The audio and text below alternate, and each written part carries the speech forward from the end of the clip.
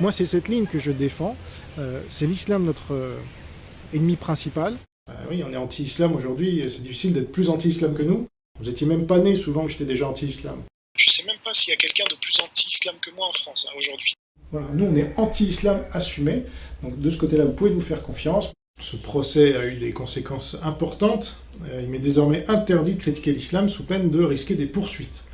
Alors voilà, donc ils ont gagné quelque part. Il vaut mieux combattre l'islam. Alors oui, c'est plus courageux, il faut être moins lâche. Parce que moi je suis le gars anti-islam, vous ne trouverez pas plus anti-islam à part ma femme. Moi, j'ai pas de limite, et on cherche encore mes limites, parce que sur l'islam, je crois qu'on a vu que j'avais pas de limite. Donc effectivement, je ne parlerai plus d'islam, je l'avais déclaré. Je ne peux plus, là. Là parce qu'il est anti-islam, Jean-Robin, faut vous mettre un peu ça dans le crâne. Voilà, ils sont Mais je crois que positifs, voilà, ils sont moi je pense qu'on est positifs. respecté quand on est respectable.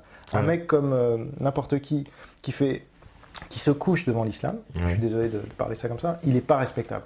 Moi, j'ai eu un procès et c'était terminé. Ensuite, j'ai changé de sujet.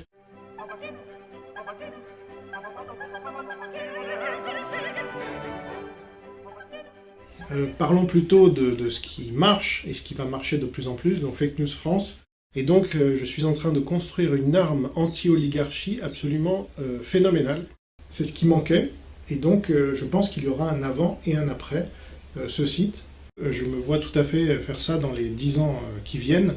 Et j'ai décidé de mettre Fake News France en sommeil, et même plus, de supprimer le site pour l'instant. Si vous vous engagez dans quelque chose, vous allez jusqu'au bout. Sinon, à quoi ça sert, franchement? Eh bien, on fait trembler le système. Et ceux qui rigolent n'ont rien compris. Ils vont commencer à comprendre, là, au fur et à mesure qu'on va remporter les victoires. En plus, je vous cache pas que j'ai commencé à être menacé. Je dirais pas qui, peu importe, mais voilà. Donc le site, c'est pour ça que je l'ai supprimé, comme ça je suis tranquille à ce niveau-là et je peux avancer sur mes vidéos, être concentré là-dessus, parce que je peux pas me préoccuper de choses judiciaires ou autres. Maintenant, c'est... Voilà. J'espère que vous y voyez un peu plus clair maintenant sur ma stratégie et sur la manière dont ce site peut mettre l'oligarchie à genoux. Et je rigole pas en disant ça. Donc je préfère anticiper ça, parce que plus le site va augmenter en audience, plus j'aurai d'emmerdes, ça c'est sûr.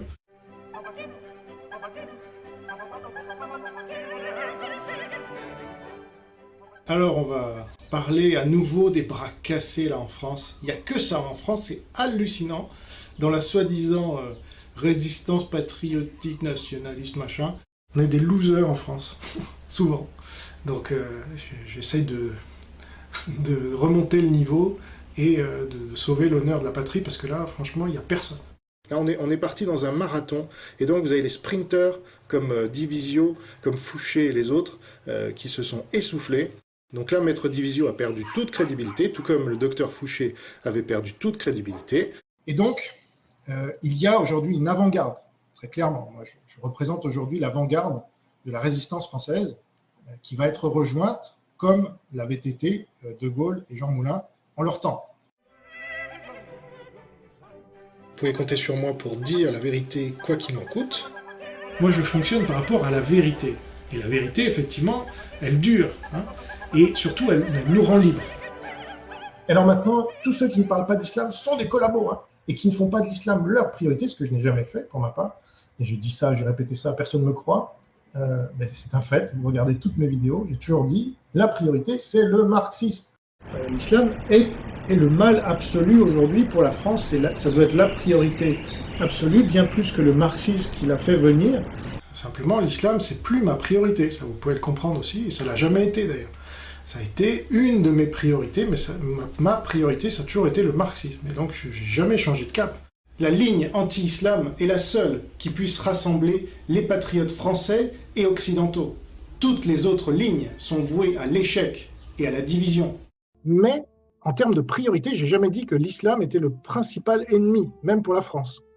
Mais, il y a une priorité, c'est désigner l'ennemi, l'islam, et le virer de France. Et pour ma part, je n'ai jamais choisi l'islam comme principal ennemi. J'ai toujours dit que c'était le marxisme. Il faut avoir une stratégie, et pour ça, il faut désigner un ennemi et pas plus. Et pour moi, l'islam me paraît être l'ennemi incontournable. Ma stratégie n'a jamais été d'ailleurs de dire l'ennemi principal est l'islam, donc tous les anti-islam sont mes alliés, tous les pro-islam sont mes ennemis. Voilà, moi, tous ceux qui sont contre l'islam sont par définition mes alliés. Et tous ceux qui sont pour l'islam sont par définition mes ennemis. Et c'est comme ça qu'on définit une stratégie politique, et c'est comme ça qu'on gagne. Parce qu'au bout d'un moment, on a besoin que les choses soient claires. Tenez-vous-en à la vérité. Vous serez peut-être persécuté, mais vous aurez une dignité, un honneur, et votre conscience, vous dormirez bien la nuit, et vous réveillerez le matin, vous regarderez dans la glace, et vous serez fier peut-être.